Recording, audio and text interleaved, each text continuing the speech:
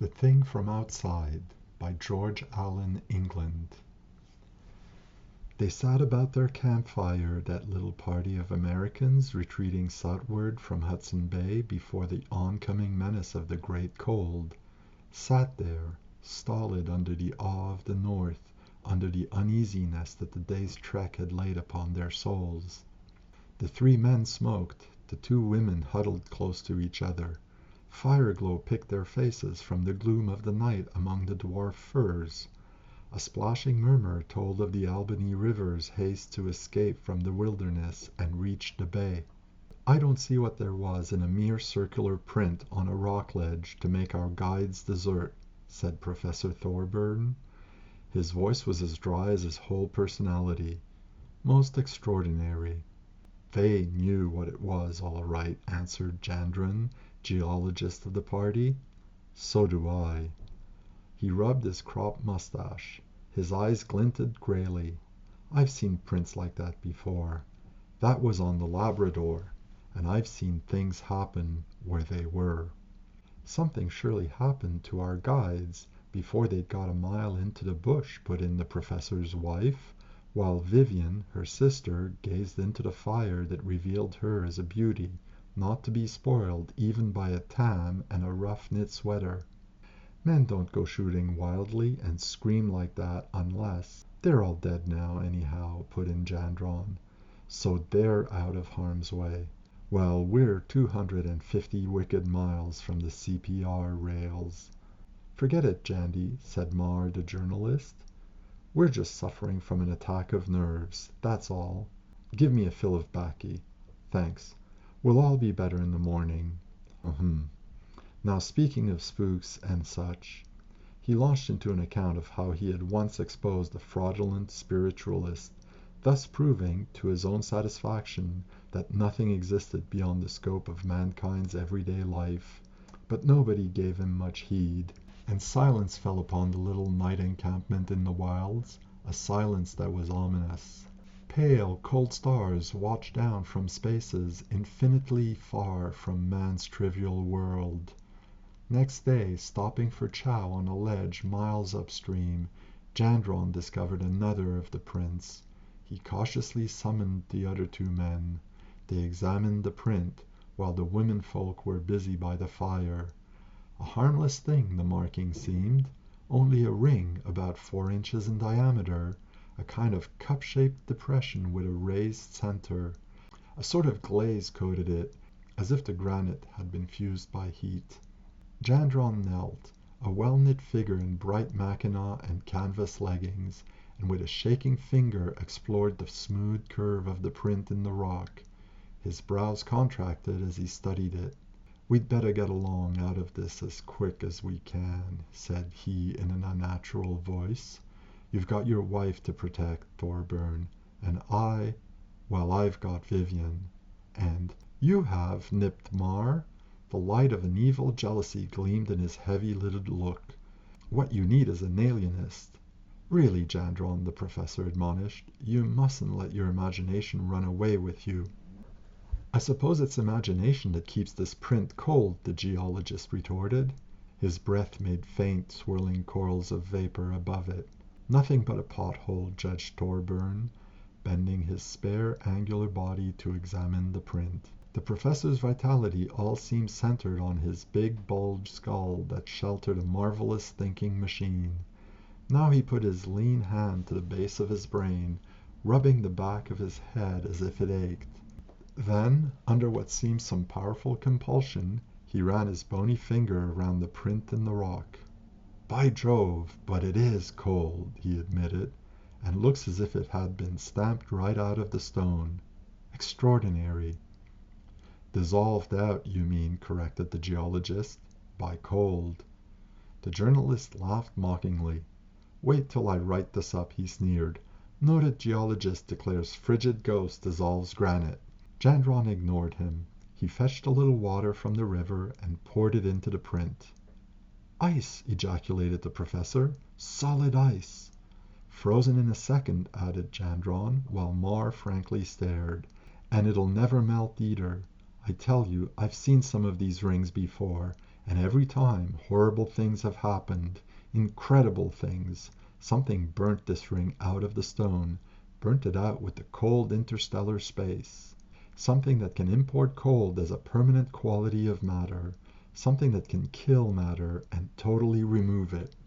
Of course, that's all sheer poppycock, the journalist tried to laugh, but his brain felt numb. This something, this thing, continued Gendron, is a thing that can't be killed by bullets. It's what caught our guides on the barrens, and they ran away, poor fools. A shadow fell across the print in the rock. Mrs. Thorburn had come up, was standing there. She had overheard a little of what Gendron had been saying. Nonsense, she tried to exclaim, but she was shivering so she could hardly speak. That night, after a long afternoon of paddling and portaging, laboring against inhibitions like those in a nightmare, they camped on shelving rocks that slanted to the river. After all, said the professor, when supper was done, we mustn't get into a panic. I know extraordinary things are reported from the wilderness, and more than one man has come out raving. But we, by Jove, with our superior brains, we aren't going to let nature play us any tricks. And of course, added his wife, her arm about Vivian, everything in the universe is a natural force. There's really no supernatural at all. Admit it, Gendron replied, but how about things outside the universe? And they call you a scientist? Jibed Marr, but the professor leaned forward, his brows knit. He grunted. A little silence fell. You don't mean, really, asked Vivian, that you think there's life and intelligence outside?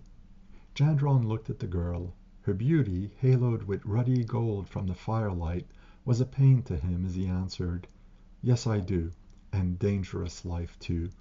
I know what I've seen in the North Country. I know what I've seen. Silence again, save for the crepitation of the flames, the fall of an ember, the murmur of the current. Darkness narrowed the wilderness to just that circle of flickering light ringed by the forest and the river, brooded over by the pale stars. Of course you can't expect a scientific man to take you seriously, commented the professor. I know what I've seen. I tell you there's something entirely outside man's knowledge. Poor fellow, scoffed the journalist, but even as he spoke his hand pressed his forehead. There are things at work, Gendron affirmed with dogged persistence. He lighted his pipe with a blazing twig. Its flame revealed his face drawn, lined. Things that reckon with us no more than we do with ants. Less, perhaps. The flame of the twigs died. Night stood closer, watching. Suppose there are, the girl asked. What's that got to do with these prints in the rock? They, answered Gendron, are marks left by one of those things. Footprints, maybe. That thing is near us, here and now. Marr's laugh broke a long stillness.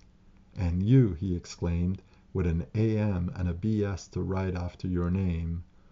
If you knew more, retorted Gendron, you'd know a devilish sight less. It's only ignorance that's cocksure. But, dogmatized the professor, no scientist of any standing has ever admitted any outside interference with this planet. No, and for thousands of years nobody ever admitted that the world was round either. What I've seen, I know. Well, what have you seen? Asked Mrs. Thorburn, shivering. You'll excuse me, please, for not going into that just now. You mean, the professor demanded dryly, if this supposititious thing wants to, it'll do any infernal thing it takes a fancy to. Yes, if it happens to want us. But what could things like that want of us? Why should they come here at all? Oh, for various reasons. For inanimate objects at times, and then again for living beings. They've come here lots of times, I tell you, Gendron asserted with strange irritation, and got what they wanted, and then gone away to somewhere. If one of them happens to want us for any reason, it will take us, that's all. If it doesn't want us, it will ignore us, as we'd ignore gorillas in Africa if we were looking for gold. But if it was gorilla fur we wanted, that would be different for the gorillas, wouldn't it? What in the world, asked Vivian, could a thing from outside want of us? What do men want, say, of guinea pigs? Men experiment with them, of course. Superior beings use inferior for their own ends. To assume that man is the supreme product of evolution is gross self-conceit. Might not some superior thing want to experiment with human beings? But how? Demanded Mar. The human brain is the most highly organized form of matter known to this planet. Suppose now— Nonsense, interrupted the professor. All hands to the sleeping bags, and no more of this. I've got a wretched headache. Let's anchor in Blanket Bay. He and both the women turned in. Gendron and Mar sat a while longer by the fire. They kept plenty of wood piled on it, too, for an unnatural chill transfixed the night air. The fire burnt strangely blue, with greenish flicks of flame. At length, after vast acerbities of disagreement, the geologist and the newspaper man sought their sleeping bags. The fire was a comfort. Not that a fire could avail a pin's weight against a thing from interstellar space, but subjectively it was a comfort. The instincts of a million years, centering around protection by fire, cannot be obliterated. After a time, worn out by a day of nerve strain and of battling with swift currents, of flight from something invisible, intangible, they all slept. The depths of space, star-sprinkled, hung above them with vastness immeasurable, cold beyond all understanding of the human mind. Gendron woke first in a red dawn. He blinked at the fire as he crawled from his sleeping bag. The fire was dead, and yet it had not burnt out.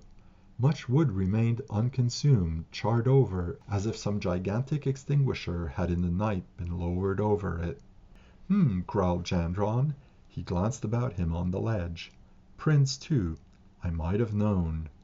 He aroused Mar. Despite all the journalist's mocking hostility, Gendron felt more in common with this man of his own age than with the professor, who was close on 60. Look here now, said he. It has been all around here. See? It put out our fire. Maybe the fire annoyed it, some way, and it walked around us, everywhere. His gray eyes smoldered. I guess, by gad, you've got to admit facts now. The journalist could only shiver and stare. Lord, what a head I've got on me this morning, he chattered. He rubbed his forehead with a shaking hand and started for the river. Most of his assurance had vanished. He looked badly done up. Well, what say? Demanded Gendron. See these fresh prints? Damn the prints, retorted Mar, and fell to grumbling some unintelligible thing. He washed unsteadily and remained crouching at the river's lip, inert, numbed. Gendron, despite a gnawing at the base of his brain, carefully examined the ledge. He found prints scattered everywhere, and some even on the river bottom near the shore. Wherever water had collected in the prints on the rock, it had frozen hard. Each print in the river bed, too, was white with ice, ice that the rushing current could not melt. Well, by gad, he exclaimed. He lighted his pipe and tried to think. Horribly afraid, yes, he felt horribly afraid, but determined. Presently, as a little power of concentration came back, he noticed that all the prints were in straight lines, each mark about 2 feet from the next. It was observing us while we slept, said Gendron. What nonsense are you talking, eh? Demanded Mar. His dark, heavy face sagged. Fire, now, and grub. He got up and shuffled unsteadily away from the river. Then he stopped with a jerk, staring. Look at that axe, he gulped, pointing. Gendron picked up the axe by the handle, taking good care not to touch the steel. The blade was white-furred with frost, and deep into it, punching out part of the edge, one of the prints was stamped. This metal, said he, is clean gone. It's been absorbed. The thing doesn't recognize any difference in materials. Water and steel and rock are all the same to it. You're crazy, snarled the journalist. How could a thing travel on one leg, hopping along, making marks like that? It could roll if it was disc-shaped, and— A cry from the professor turned them. Thorburn was stumbling toward them, hands out and tremulous. My wife!" he choked. Vivian was kneeling beside her sister, frightened, dazed. "Something's happened," stammered the professor. "Here, come here." Mrs. Thornburn was beyond any powers of theirs to help. She was still breathing, but her respirations were stertorous, and a complete paralysis had stricken her. Her eyes, half open and expressionless, showed pupils startlingly dilated. No resources of the party's drug kit produced the slightest effect on the woman. The next half hour was a confused panic, breaking camp, getting Mrs. Thorburn into a canoe, and leaving that accursed place with a furious energy of terror that could no longer reason. Upstream, ever up against the swirl of the current, the party fought, driven by horror. With no thought of food or drink, paying no heed to landmarks, lashed forward only by the mad desire to be gone, the three men and the girl flung every ounce of their energy into the paddles. Their panting breath mingled with the sound of swirling eddies. A mist-blurred sun brooded over the northern wilds. Unheeded hosts of black flies sang high-pitched keenings all around the fugitives. On either hand the forest waited, watched. Only after 2 hours of sweating toil had brought exhaustion did they stop, in the shelter of a cove where the black waters circled, foam-flecked. There they found the professor's wife. She was dead. Nothing remained to do but bury her. At first Thorburn would not hear of it. Like a madman, he insisted that through all hazards he would fetch the body out. But no, impossible. So after a terrible time he yielded. In spite of her grief, Vivian was admirable. She understood what must be done. It was her voice that said the prayers, her hand that, lacking flowers, laid the fir boughs on the cairn. The professor was dazed past doing anything, saying anything. Toward mid-afternoon the party landed again, many miles upriver. Necessity forced them to eat. Fire would not burn. Every time they lighted it, it smoldered and went out with a heavy, greasy smoke. The fugitives ate cold food and drank water, then shoved off in 2 canoes and once more fled. In the third canoe, hauled to the edge of the forest, lay all the rock specimens, data and curios, scientific instruments. The party kept only Mars' diary, a compass, supplies, firearms, and medicine kit. "We can find the things we've left, sometime," said Gendron, noting the place well. "Sometime, after it has gone." "And bring the body out," added Thorburn. Tears for the first time wet his eyes. Vivian said nothing. Mar tried to light his pipe. He seemed to forget that nothing, not even tobacco, would burn now. Vivian and Gendron occupied one canoe. The other carried the professor and Mar. Thus the power of the 2 canoes was about the same. They kept well together, upstream. The fugitives paddled and portaged with a dumb, desperate energy. Toward evening they struck into what they believed to be the Mamatawan. A mile up this, as the blurred sun faded beyond a wilderness of ominous silence, they camped. Here they made determined efforts to kindle fire. Not even alcohol from the drug kit would start it. Cold, they mumbled a little food. Cold, they huddled into their sleeping bags, there to lie with darkness leaden on their fear. After a long time, up over a world void of all sound save the river flow, slid an amber moon, notched by the ragged tops of the conifers. Even the wail of a timber wolf would have come as welcome relief, but no wolf howled. Silence and night enfolded them, and everywhere they felt that it was watching. Foolishly enough, as a man will do foolish things in a crisis, Gendron laid his revolver outside his sleeping bag, in easy reach. His thought, blurred by a strange drawing headache, was, "If it touches Vivian, I'll shoot." He realized the complete absurdity of trying to shoot a visitant from interstellar space, from the 4th dimension, maybe. But Gendron's ideas seemed tangled. Nothing would come right.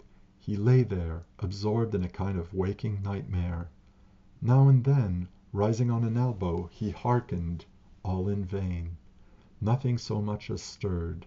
His thought drifted to better days, when all had been health, sanity, optimism, when nothing except jealousy of Mar as concerned Vivian had troubled him. Days when the sizzle of the frying pan over friendly coals had made friendly wilderness music, when the wind and the northern star, the whir of the reel, the whispering vortex of the paddle in clear water had all been things of joy. Yes, and when a certain happy moment had, through some word or look of the girl, seemed to promise his heart's desire. But now, damn it, I'll save her anyhow, he swore with savage intensity, knowing all the while that what was to be would be, unmitigatably. Do ants by any waving of antenna stay the down-crushing foot of man? Next morning and the next, no sign of the thing appeared. Hope revived that possibly it might have flitted away elsewhere, back perhaps to outer space. Many were the miles the urging paddles spurned behind. The fugitives calculated that a week more would bring them to the railroad. Fire burned again. Hot food and drink helped wonderfully. But where were the fish? Most extraordinary, all at once, said the professor at noonday camp. He had become quite rational again. Do you realize, Gendron, we've seen no traces of life in some time? The geologist nodded. Only too clearly he had noted just that, but he had been keeping still about it. That's so too, chimed in Mar, enjoying the smoke that some incomprehensible turn of events was letting him have. Not a muskrat or beaver, not even a squirrel or bird, not so much as a gnat or black fly, the professor added. Gendron suddenly realized that he would have welcomed even those. That afternoon Mar fell into a suddenly vile temper. He mumbled curses against the guides, the current, the portages, everything. The professor seemed more cheerful. Vivian complained of an oppressive headache. Gendron gave her the last of the aspirin tablets, and as he gave them, took her hand in his. "I'll see you through, anyhow," said he. "I don't count, now. Nobody counts. Only you." She gave him a long, silent look. He saw the sudden glint of tears in her eyes, felt the pressure of her hand, and knew they two had never been so near each other as in that moment under the shadow of the unknown. Next day, or it may have been 2 days later, for none of them could quite be sure about the passage of time, they came to a deserted lumber camp. Even more than 2 days might have passed, because now their bacon was all gone, and only coffee, tobacco, beef cubes, and pilot bread remained. The lack of fish and game had cut alarmingly into the duffel bag. That day, whatever day it may have been, all 4 of them suffered terribly from headache of an odd ring-shaped kind, as if something circular were being pressed down about their heads. The professor said it was the sun that made his head ache. Vivian laid it to the wind and the gleam of the swift water, while Mar claimed it was the heat. Gendron wondered at all this, inasmuch as he plainly saw that the river had almost stopped flowing and the day had become still and overcast. They dragged their canoes upon a rotting stage of fir poles and explored the lumber camp, a mournful place set back in an old slash, now partly overgrown with scrub poplar, maple, and birch. The log buildings, covered with tar paper partly torn from the pole roofs, were of the usual North Country type. Obviously the place had not been used for years. Even the landing stage where once logs had been rolled into the stream had sagged to decay. "I don't quite get the idea of this," Mar exclaimed. "Where did the logs go to? Downstream, of course, but that would take them to Hudson Bay. And there's no market for spruce timber or pulpwood at Hudson Bay." He pointed down the current. "You're entirely mistaken," put in the professor. "Any fool would see this river runs the other way. A log thrown in there would go down towards the St. Lawrence." "But then," asked the girl, "why can't we drift back to civilization?" The professor retorted, "Just what we have been doing all along. Extraordinary that I have to explain the obvious." He walked away in a huff. "I don't know but he's right at that," half admitted the journalist. "I've been thinking almost the same thing myself, the past day or two, that is, ever since the sun shifted." "What do you mean, shifted?" from Gendron. "You haven't noticed it?" "But there's been no sun at all for at least 2 days." "Hanged if I'll waste time arguing with a lunatic," Mar growled. He vouchsafed no explanation of what he meant by the sun having shifted, but wandered off grumbling. "What are we going to do?" the girl appealed to Gendron. The sight of her solemn, frightened eyes, of her palm outward hands, and, at last, her very feminine fear, constricted Gendron's heart. "We're going through, you and I," he answered simply. "We've got to save them from themselves. You and I have." Their hands met again, and for a moment held. Despite the dead calm, a fir tip at the edge of the clearing suddenly flicked aside, shriveled as if frozen, but neither of them saw it. The fugitives, badly spent, established themselves into the bar room or sleeping shack of the camp.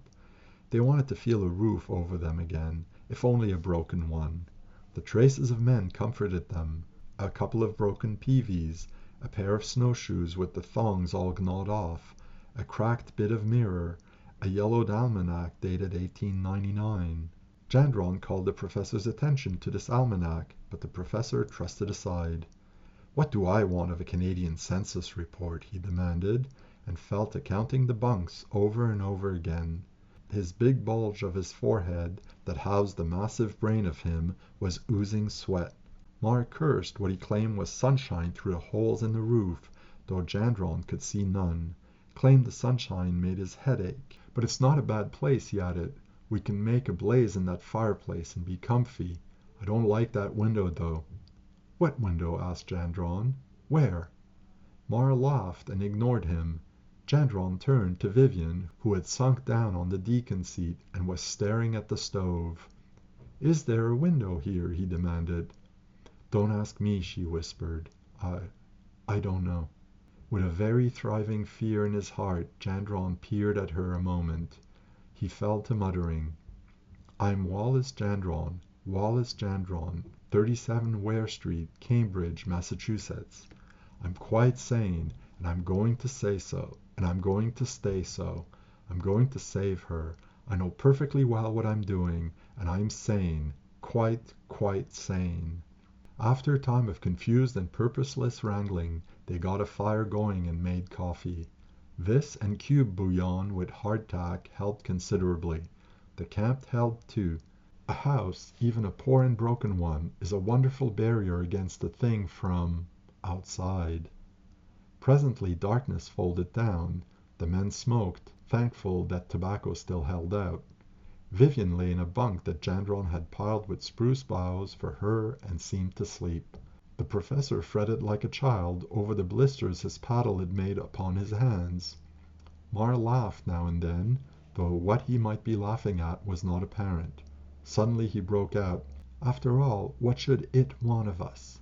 "Our brains, of course," the professor answered, sharply. "That lets Gendron out," the journalist mocked.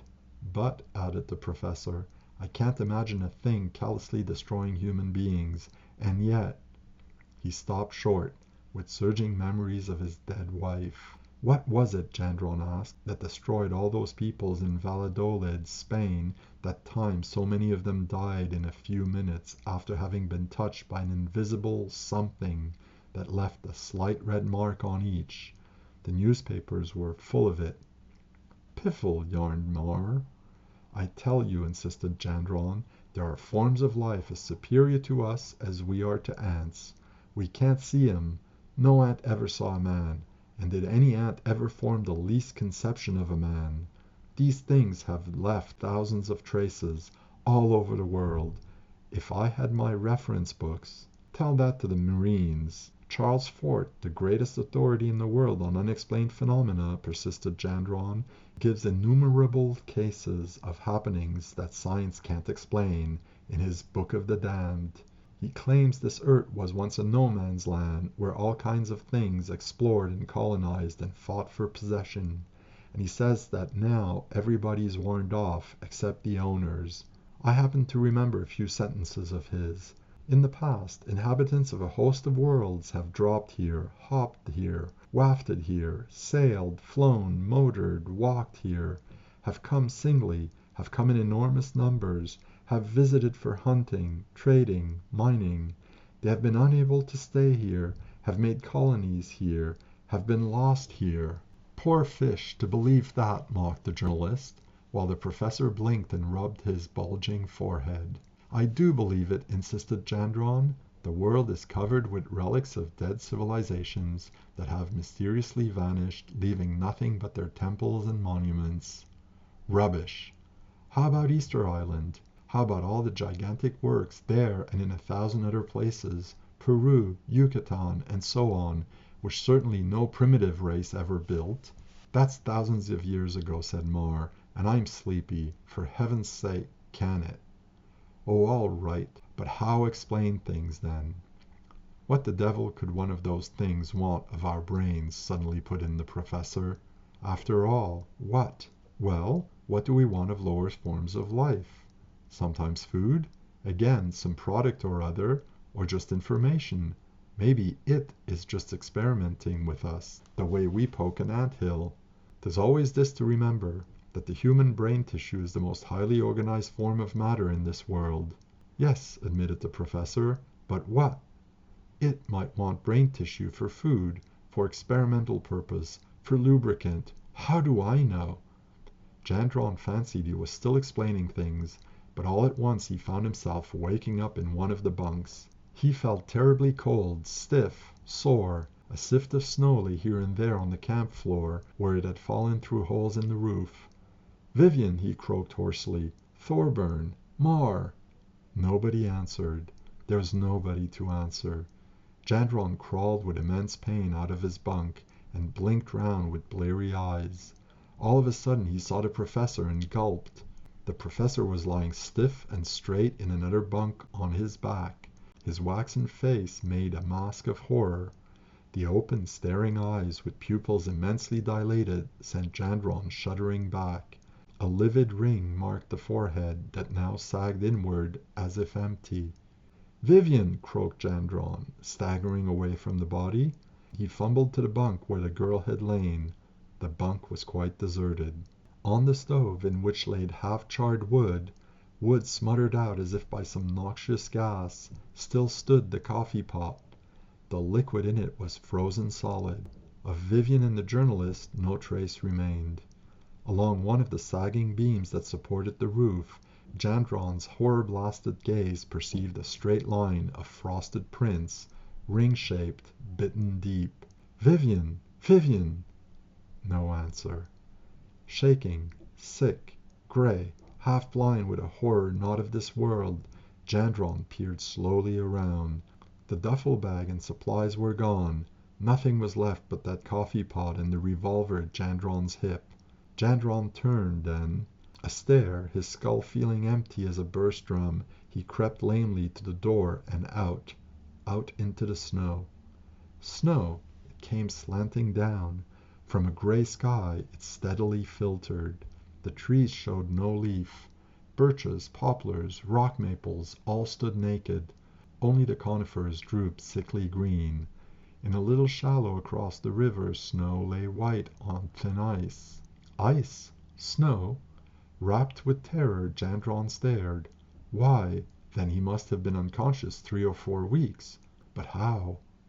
Suddenly, all along the upper branches of trees that edged the clearing, puffs of snow flicked down. The geologist shuffled after 2 half-obliterated sets of footprints that wavered toward the landing. His body was leaden. He wheezed as he reached the river. The light, dim as it was, hurt his eyes. He blinked in a confusion that could just perceive one canoe was gone. He pressed a hand to his head where an iron band seemed screwed up tight. Tighter. Vivian! Mar! Hello! Not even an echo. Silence clamped the world. Silence and a cold that gnawed. Everything had gone a sinister gray. After a certain time, though time now possessed neither reality nor duration, Jandron dragged himself back to the camp and stumbled in. Heedless of the staring corpse, he crumpled down by the stove and tried to think, but his brain had been emptied of power. Everything went to a gray blur. Snow kept slithering in through the roof. Well, why don't you come and get me, thing? Suddenly snarled Jandron. Here I am.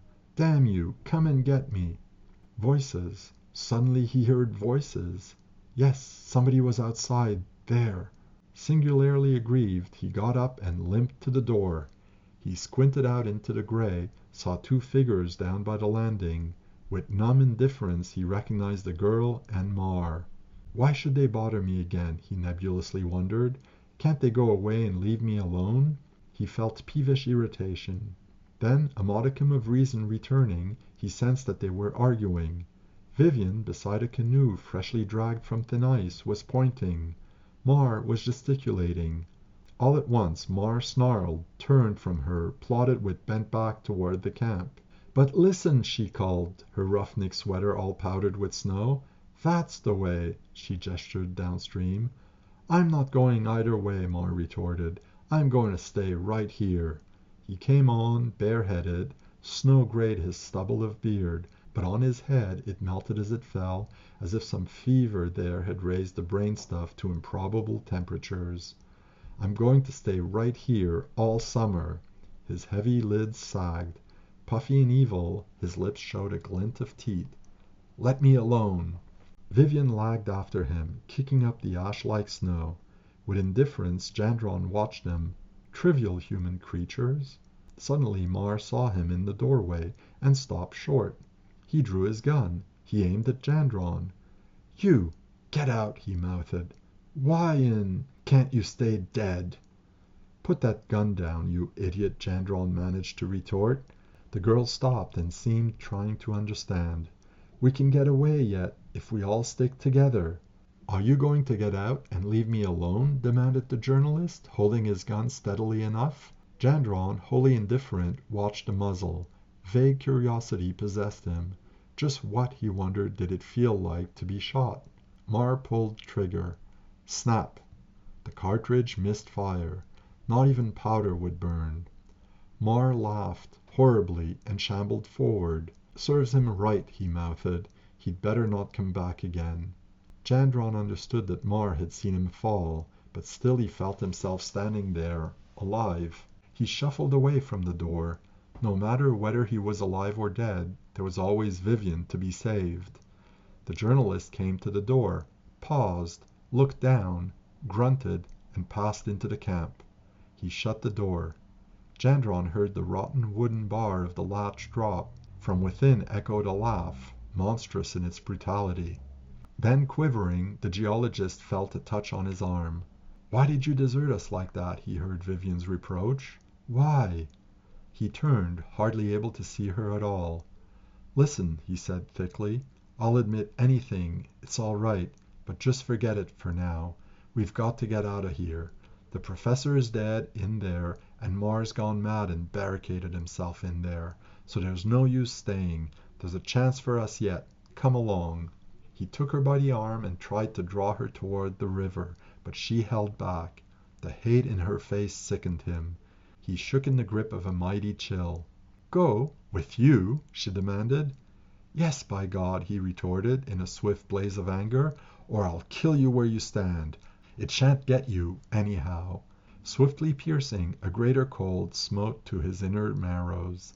A long row of the cup-shaped prints had just appeared in the snow beside the camp, and from these marks wafted a faint bluish vapor of unthinkable cold.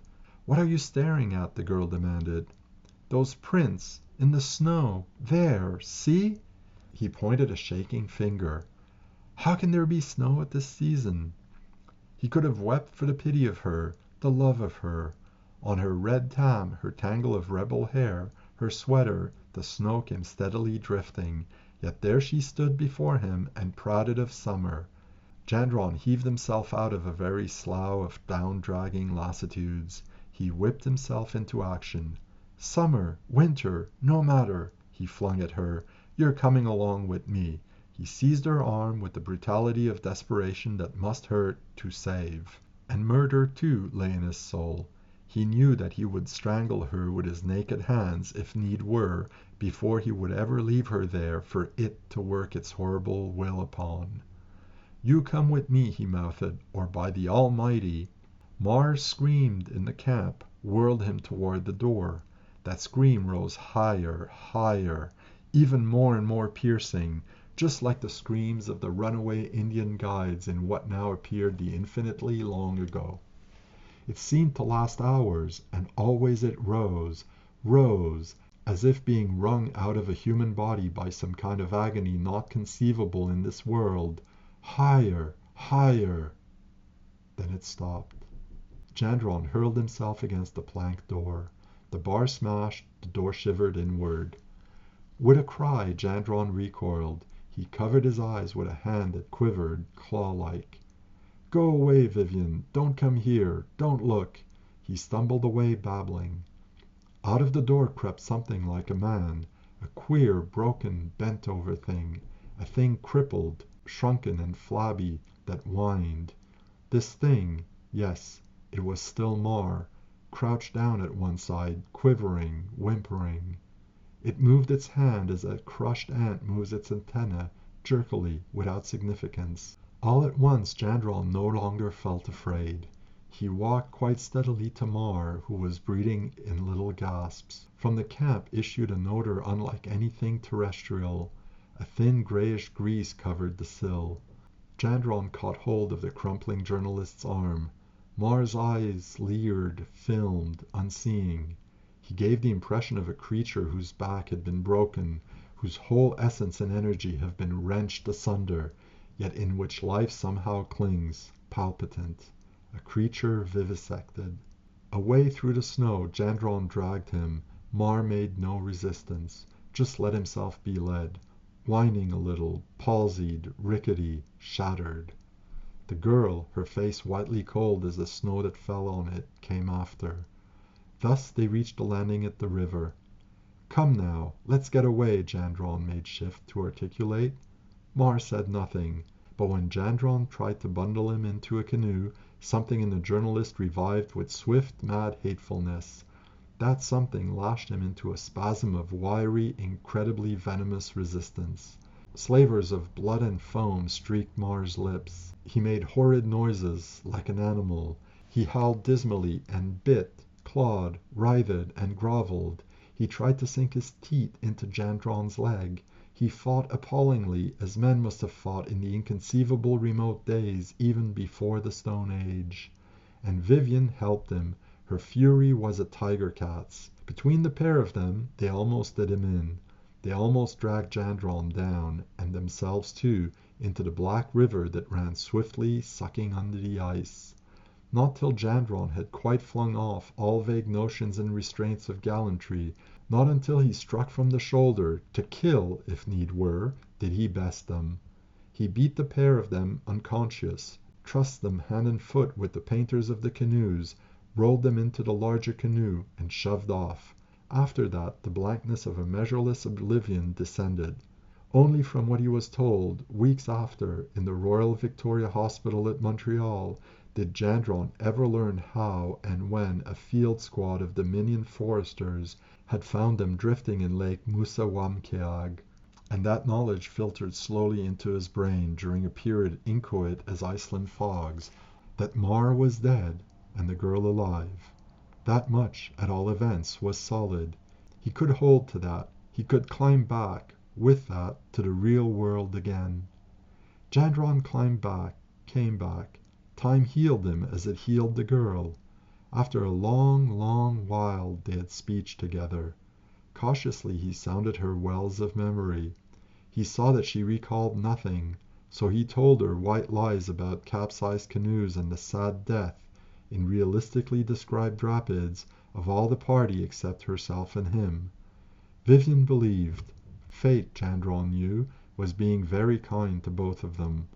But Vivian could never understand in the least why her husband, not very long after marriage, asked her not to wear a wedding ring or any ring whatever. Men are so queer, it covers a multitude of psychic agonies. Life, for Gendron, life, softened by Vivian, knit itself up into some reasonable semblance of a normal pattern. But when, at lengthening intervals, memories even now awake, memories crawling amid the slime of cosmic mysteries that it is madness to approach, or when, at certain times, Gendron sees a ring of any sort, his heart chills with a cold that reeks of the horrors of infinity, and from shadows past the boundaries of our universe seem to beckon things that God grant can never till the end of time be known on earth. That was The Thing from Outside by George Allan England, published in the April 1926 issue of Amazing Stories.